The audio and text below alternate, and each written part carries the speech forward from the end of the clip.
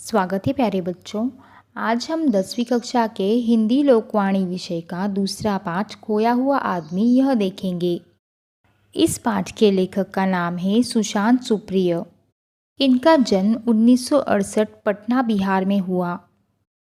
रचना धर्मिता सुशांत सुप्रिय जी के जीवन का अभिन्न अंग है। इनकी रचनाएं जीवन की सच्चाइयों और विडंबनाओं का सीधे सीधे साक्षात्कार करवाती है।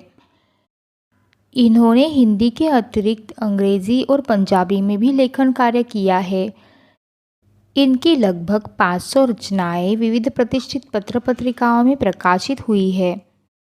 इनकी प्रमुख कृतियां हैं एक बूंद यह भी कविता संग्रह, हत्यारे तथा हे राम कथा संग्रह, इन गांधी जीज कंट्री अंग्रेजी कविता संग्रह आदि।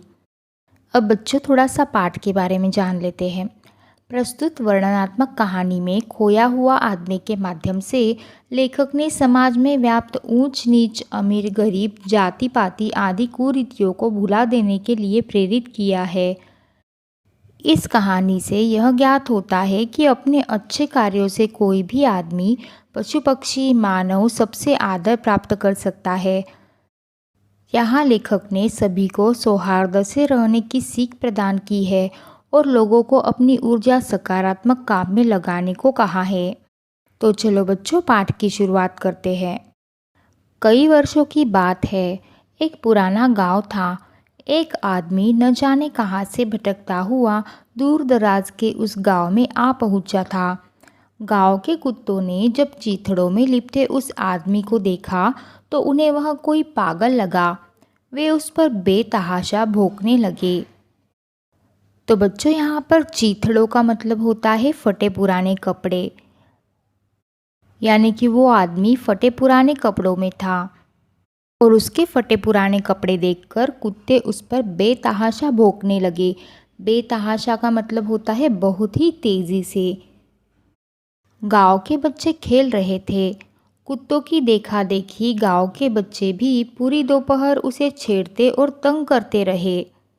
छेड़ना यानी कि चिढ़ाना। सभी बच्चे उसे दिन भर तंग करते रहे, चिढ़ाते रहे। आश्चर्य की बात यह थी कि वह आदमी उन बच्चों को कुछ बोल नहीं रहा था। संयोग से किसी भले आदमी ने गांव के बच्चों को उस पर पत्थर फेंकते हुए देख लिया। जब वह भला आदमी उस आदमी के करीब गया तो उसके चेहरे पर मौजूद खोएपन के भाव के बावजूद उसे उसमें गरिमा के चिन्ह दिखे।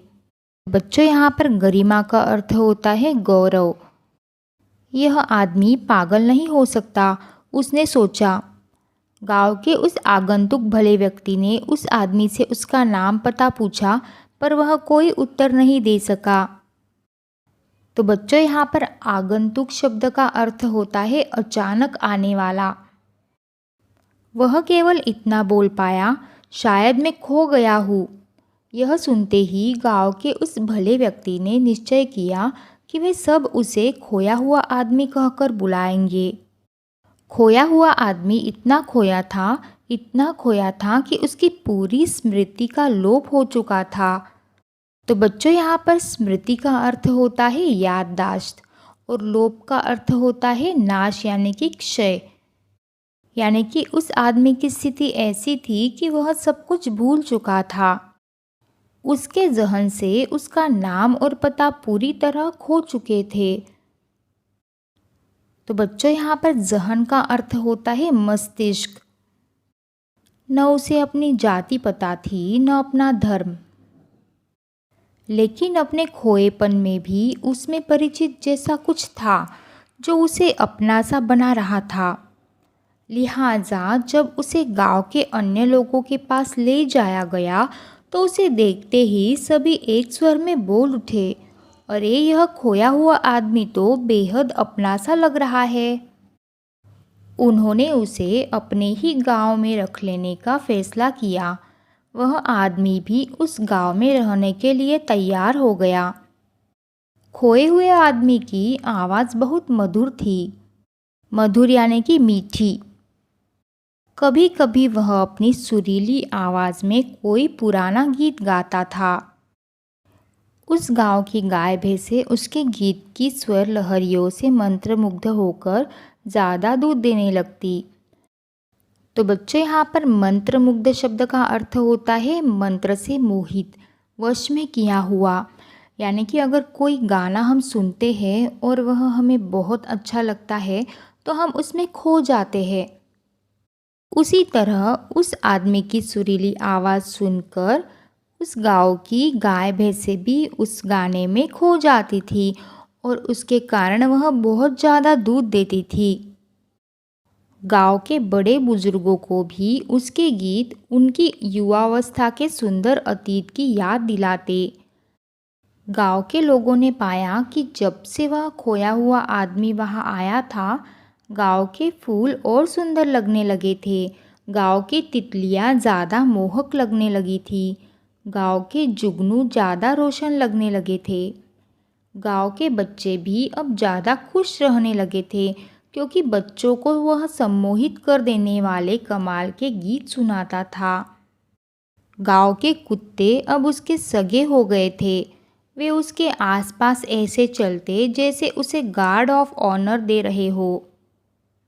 तो बच्चों, यहाँ पर गार्ड ऑफ ऑनर का मतलब होता है सम्मानार्थ सैनिक सलामी। उन्हीं दिनों गांव की एक वृद्धा को सपना आया कि वह खोया हुआ आदमी दरअसल उसका ही बेटा था जो बचपन में कहीं खो गया था। तो बच्चों, यहाँ पर दरअसल शब्द का अर्थ होता है वास्तव में। वह एक गरीब स्त्री थी जो घास काटकर, उपले थापकर और पेड़ पौधों की लकड़ियाँ इकट्ठा कर अपना जीवन चलाती थी। उसने खोए हुए आदमी को अपने सपने के बारे में बताया। खोए हुए आदमी ने खुशी खुशी उस वृद्धा को अपनी माँ मान लिया और उसके साथ रहने लगा। खोए हुए आदमी ने अपनी माँ की इतनी सेवा की कि वृद्धा को लगा कि उसका जीवन धन्य हो गया। धीरे धीरे गांव वालों को खोए हुए आदमी के कई गुणों के बारे में पता चलने लगा। वह पशु पक्षियों से बातें करता प्रतीत होता। लगता था जैसे वह पशु पक्षियों की भाषा जानता हो। वह आंधी तूफान, चक्रवात आने, ओले पड़ने या टिड्डियों के हमले के बारे में गांव वालों को पहले ही आगाह कर देता। उसकी भविष्यवाणी के कारण गांव वाले मुसीबतों से बच जाते। तो बच्चों, यहाँ पर टिड्डी का मतलब है एक ऐसा परदार लाल रंग का कीड़ा जो दल में चलता और फसल को हानि पहुँचाता है। और यहाँ पर आगाह शब्द का अर्थ होता है सावधान करना। तो वह आदमी सभी गांव वालों को सावधान कर देता कि गांव पर मुसीबत आने वाली है। मुसीबत यानी कि कष्ट, कोई संकट। जब एक बार गांव में सूखे की स्थिति उत्पन्न हो गई तो खोए हुए आदमी ने आकाश की ओर देखकर न जाने किस भाषा में किस देवता से प्रार्थना की। कुछ ही समय बाद गांव में मूसलाधार बारिश होने लगी। सूखी प्यासी मिट्टी तृप्त हो गई। तो बच्चों, यहाँ पर तृप्त शब्द का अर्थ होता है संतुष्ट हो जाना। बच्चे बड़े सभी इस झमाझम बारिश में भीगने का भरपूर आनंद लेने लगे। उस दिन से खोया हुआ आदमी गांव में सबका चहेता हो गया। गांव के किनारे कुछ घर दलितों के थे और कुछ मुसलमानों के। गांव के कुछ जाति के लोग उनसे अलग रहते थे। खोए हुए आदमी ने दलितों और मुसलमानों से भी मित्रता कर ली। वह दैनिक कामों में उनकी मदद कर देता। दैनिक यानी कि प्रतिदिन का जो काम होता है ना, रोज का, उसे कहते हैं दैनिक। उनके कर्तव्य समझाता, उन्हें उनके अधिकारों के बारे में बताता। देखते ही देखते गांव के दलित अपने हक की मांग करने लगे। बच्चों, यहाँ पर कर्तव्य शब्द का अर्थ होता है जिसे करना उचित या आवश्यक हो, और हक यानी कि अधिकार। उधर गांव के बड़े बूढ़ों पर भी खोए हुए आदमी के समझाने का असर हुआ। धीरे धीरे दलितों का शोषण बंद हो गया। आपसी भाईचारा बढ़ने लगा। गांव के सभी जाति धर्म के लोग, हिंदू और मुसलमान, मिलजुल कर ईद और होली, दिवाली मनाने लगे। इस तरह गांव में सांप्रदायिकता और जातिवाद को दूर करने में खोए हुए आदमी ने महत्वपूर्ण भूमिका निभाई। तो बच्चों यहाँ पर सांप्रदायिकता का अर्थ होता है केवल अपने संप्रदाय का हित चाहना और दूसरों के संप्रदाय की उपेक्षा करना। तो इस तरह गांव में सांप्रदायिकता और जातिवाद को दूर करने में खोए हुए आदमी ने महत्वपूर्ण भूमिका निभाई यानी कि महत्वपूर्ण कार्य किया। सभी प्रकार के झगड़े टंटे समाप्त हो गए। यदि कोई विवाद होता भी तो बैठकर वे आपस में निपटा लेते। उसके आने से गांव में एक और बदलाव आया। पहले गांव में स्त्रियों की दशा ठीक नहीं थी। खोए हुए आदमी ने स्त्रियों को अपने अधिकारों के लिए लड़ना सिखाया। गांव की सभी स्त्रियां पुरुषों के जातियों के खिलाफ एकजुट हो गई। तो बच्चों यहाँ पर जातिया यानी कि अन्याय, परेशान करने की वृत्ति। खोए हुए आदमी के समझाने का असर भी हुआ। धीरे धीरे स्त्रियों के विरुद्ध अत्याचार समाप्त हो गए। अत्याचार यानी कि उत्पीड़न, अनुचित आचार। उन्हें भी सम्मान मिलने लगा। वे भी बड़ों की बातों को महत्व देने लगी। इस गांव से करीबी कस्बे की दूरी 3 दिन की थी। गांव में खेती की ज़मीन तो थी पर कभी अच्छा बीज नहीं मिलता तो कभी खाद नहीं मिलती। खोए हुए आदमी ने गांव वालों को प्रेरित किया कि वे गांव में ही अच्छे बीज और जैविक खाद की दुकान खोल ले। प्रेरित करना यानी कि किसी कार्य के लिए प्रवृत्त करना। वह खुद लोगों के खेत में मेहनत करता, खेतीबाड़ी में उनकी मदद करता। गांव वाले भी खूब परिश्रम करने लगे। उसकी मदद गांव वालों के लिए खुशहाली ले आई। गांव का तालाब मछलियों से भर गया। गांव के पेड़ फलों से लद गए। तो बच्चों यहाँ पर खुशहाली का अर्थ होता है संपन्नता। खेतों में फसलें लहलहाने लगी। मौसम अच्छा बना रहा। गांव वालों ने इन सब का श्रेय खोए हुए आदमी को दिया। श्रेय यानी कि यश। यानी कि गांव वाले कहते कि जो कुछ भी हुआ है वह सब खोए हुए आदमी के कारण ही हुआ है। उन्हें लगा जैसे उसकी उपस्थिति में बरकत थी। तो बच्चों यहाँ पर बरकत शब्द का अर्थ होता है वृद्धि यानी कि बढ़ोतरी। धीरे धीरे वह पूरे इलाके में लोकप्रिय हो गया। लोकप्रिय यानी कि जो बहुत से लोगों को प्रिय लगे। पड़ोस के अन्य गांवों के लोग भी उसके प्रशंसक बन गए। शुरू शुरू में कुछ लोग उसे प्रश्नवाचक निगाहों से देखते थे, पर खोए हुए आदमी का चेहरा इतना विश्वसनीय और उसका व्यवहार इतना सरल और सहज था कि धीरे धीरे उसके आलोचक भी उसके प्रशंसकों में बदल गए। आलोचक यानी कि बच्चों जो उसके खिलाफ बोलते थे वह भी उसकी प्रशंसा करने लगे। वह लोग भी उसकी तारीफ करने लगे। लोगों को लगता था कि उसके पास कोई जादुई शक्ति है जिससे वह आसानी से समस्याओं के हल ढूंढ लेता है। हालांकि खोए हुए आदमी ने हमेशा इस बात का खंडन किया। खंडन करना यानी कि किसी बात को गलत बताना। वह हर सफलता को गांव वालों के कठिन परिश्रम का परिणाम बताता था। वह लोगों से कहता, आप सबके पास भी वही शक्तियाँ हैं। खुद को पहचानो, अपनी ऊर्जा को रचनात्मक और सकारात्मक कामों में लगाओ। ऊर्जा यानी कि कार्य करने की जो क्षमता होती है, उत्साह होता है, उसे कहते हैं ऊर्जा। और सकारात्मक यानी कि सहमति सूचक।